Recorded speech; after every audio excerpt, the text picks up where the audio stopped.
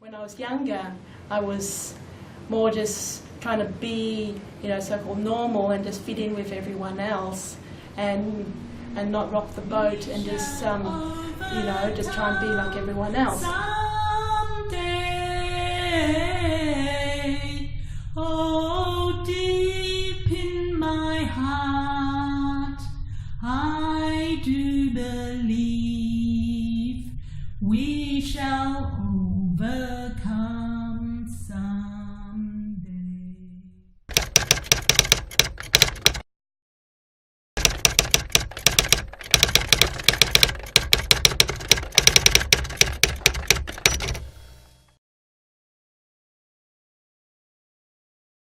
I started my social work course at Melbourne University, and I was interested in helping people and getting out there to make a difference in people's lives. And I went on a placement which had a field teacher that was very negative in her attitude towards disability. At that stage I wasn't very assertive to say, no, I don't want to go on this placement. She would say things like, your wheelchair is a barrier to communication. This world is not made for wheelchairs. She would say that I wasn't being realistic, I hadn't come to terms with my disability. You're not going to be able to cope and all this kind of thing. So she was putting me off all the time. I decided I wanted to fight back. I wasn't going to let her stop me from, doing what I want, for my career. And it was the first time that I was quite blatantly discriminated against. I actually went to get some advocacy assistance as well and made a complaint to the university. They hadn't really realised, some of the field teachers' attitudes were like that. So as part of that, they made a policy about doing training with the field teachers before they took on people with disabilities, and to check out the environment and look at the access and issues around support. Because before that they hadn't had a student with a disability. Good came out of that, and I was able to, get in touch with, my inner strength to be able to, know my rights and to make a complaint and to fight back. And it was, my first experience of having to really advocate for myself.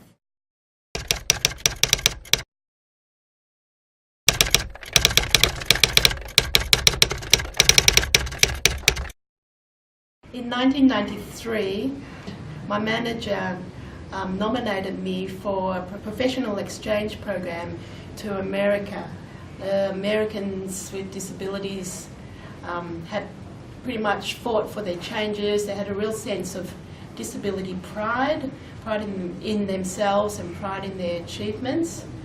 And they were very vocal about speaking up about what they wanted, what they needed to change.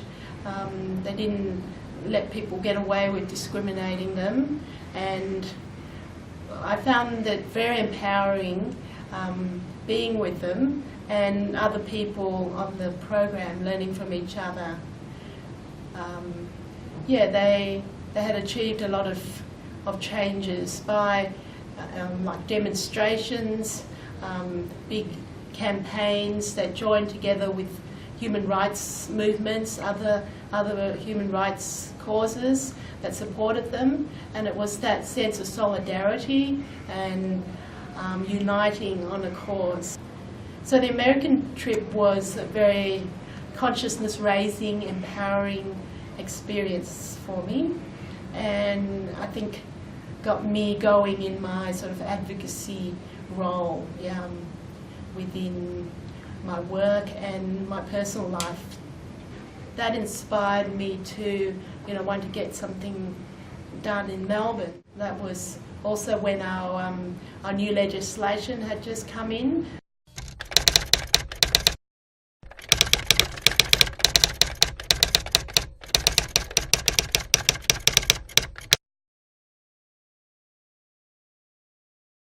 was a tool that we could use to get changes, you know, but it depended on people making complaints.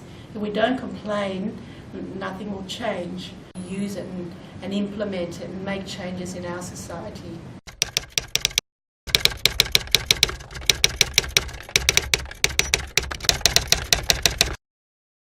Americans came back to Melbourne as part of the exchange, and they really encouraged everyone to become barrier busters. Just get out there, make a change, to recognise there's discrimination all over the place. They sang, "We shall overcome." We shall overcome. We shall overcome. We shall overcome someday.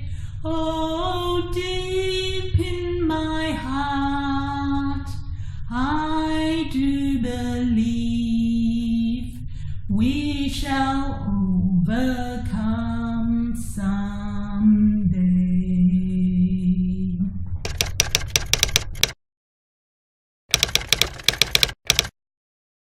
We got together and we created a coalition called Disability Action, Rights and Equality, and DARE for short. We wanted to educate people as well as to do direct sort of actions to start to, you know, challenge the system. One of our big demonstrations was the blockading of the trams on Swanston Street and Collins Street. We planned the demonstration and organised for handcuffing to the front of the tram.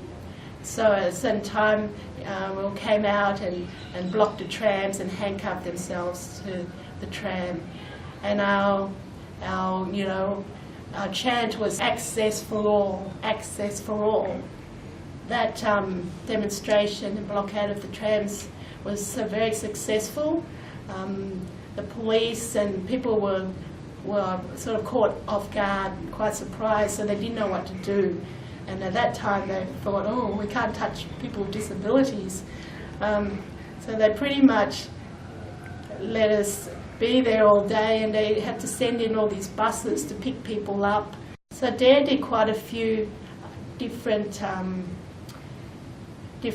actions, you know, and we were on TV, on the news, you know, this new group that were, you know, going to challenge the system, and that we're out there and wanting changes, wanting equality for people with disabilities. We had quite a few people that were interested in being handcuffed to the trams. I was probably more comfortable in being the media spokesperson and talking to the police and negotiating with them. Sometimes I led the chants. We also sang songs like "We Shall Overcome" and "We Shall Not Be Moved" and all that kind of thing. Yeah. As a result of our actions, we were finally granted meeting with the Transport Minister to voice our issues, and we said, no, we are here, we're a force to be reckoned with.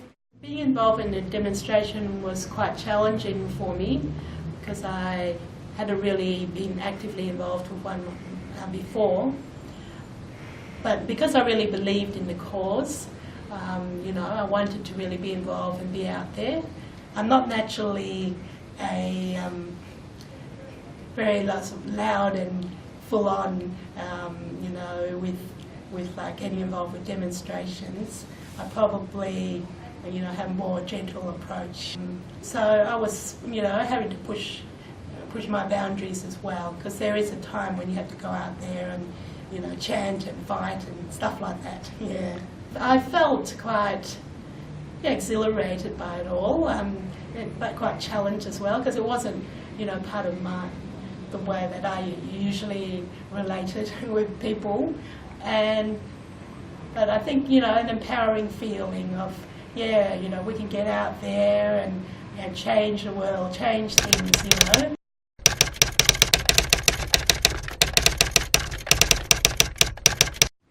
In 1995, I made a complaint to the Human Rights and Equal Opportunity Commission using the Disability Discrimination Act. I couldn't find a disabled parking spot, and I was able to park on St Kilda Road, but they had the ticket machines where you had to get out of the car and get a ticket and then go back into your car and put it on the dashboard.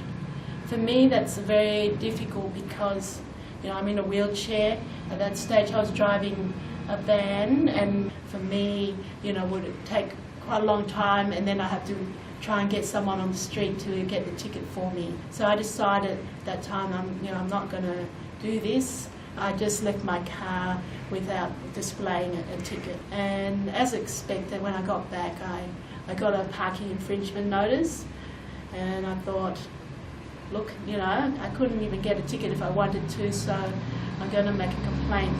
So I actually wrote to the Melbourne City Council and made a complaint, and they just ignored my letter, and I didn't even get a response. So I thought, look, I'm not going to take this. I'm going to go to the Human Rights and Equal Opportunity Commission and use the Disability Discrimination Act.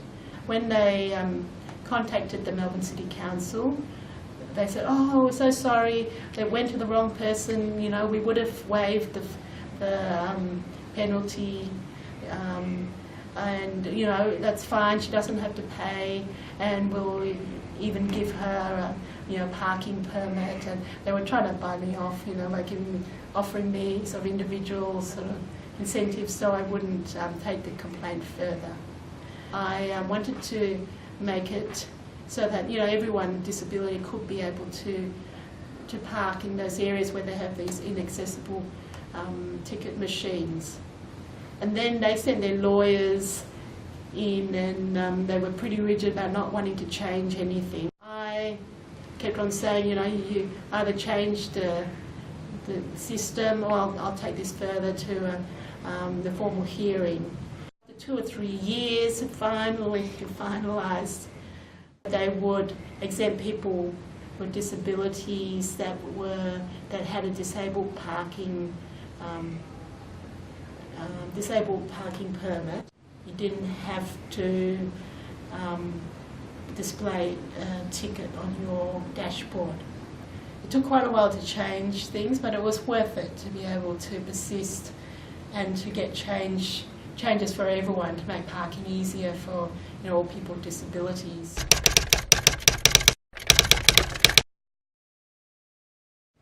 So in 2009, when they was wanting to bring in the Myki ticketing system, they brought it to our attention about what they were doing, the system, and they told us, you know, this is all been checked and it's DDA compliant. And when I was looking through the details of it, the heights of the machines, you know, were too high. I knew they were too high for me to reach, and they were saying it was DDA compliant, and I was thinking, oh, I don't know about that. So I decided to check the standards of the Disability Discrimination Act transport standards, and I found one section which they referred to ticket machines. They said that the maximum height of the ticket machine, I think, was at 900 millimetres for the point of inserting the ticket. And so I brought that up. They said, oh, we didn't really address that standard because it's not inserting a ticket, it's scanning a ticket. It's not inserting a ticket. We did not want them to go ahead with the system as it was, and they needed to make changes. We weren't going to be used as a rubber stamp for the system.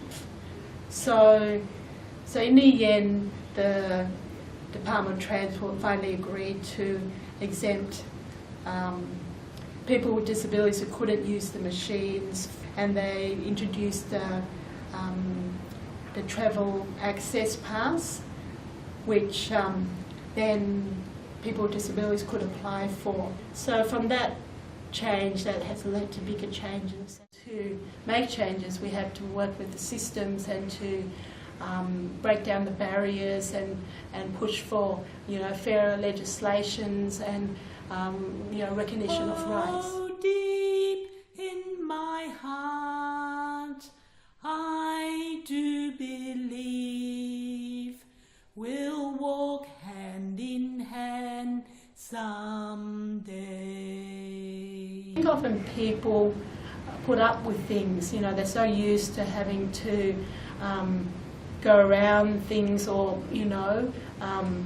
water down their goals or dreams because of the, barriers, the access barriers, the attitudinal barriers.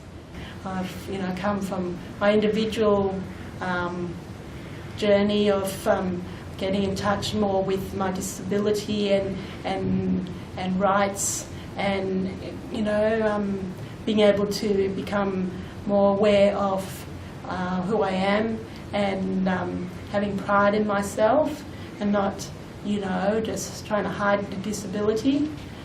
And, our personal power is very important to be able to be able to speak up and to make changes for ourselves, but also, for other people to make a difference. There might be some difficulties and you have to persist and sometimes, you fall down or whatever, but you need to get up and keep on going. We have a responsibility, I think, to, for other people, the younger generations, to, to show them what can be done and to be able to pass on, our knowledge and experience, to speak up, to, break down the obstacles, become a barrier buster, getting that, bigger change, a systemic change, to make the world a better place, to a more just world. Overcome, we shall overcome, we shall overcome someday. Oh, deep in my heart, I do believe we shall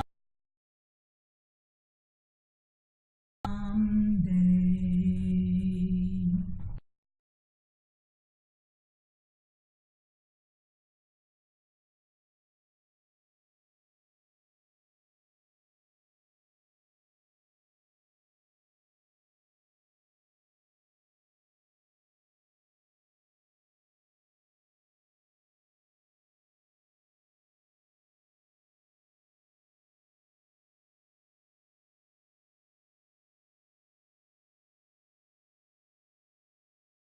Oh,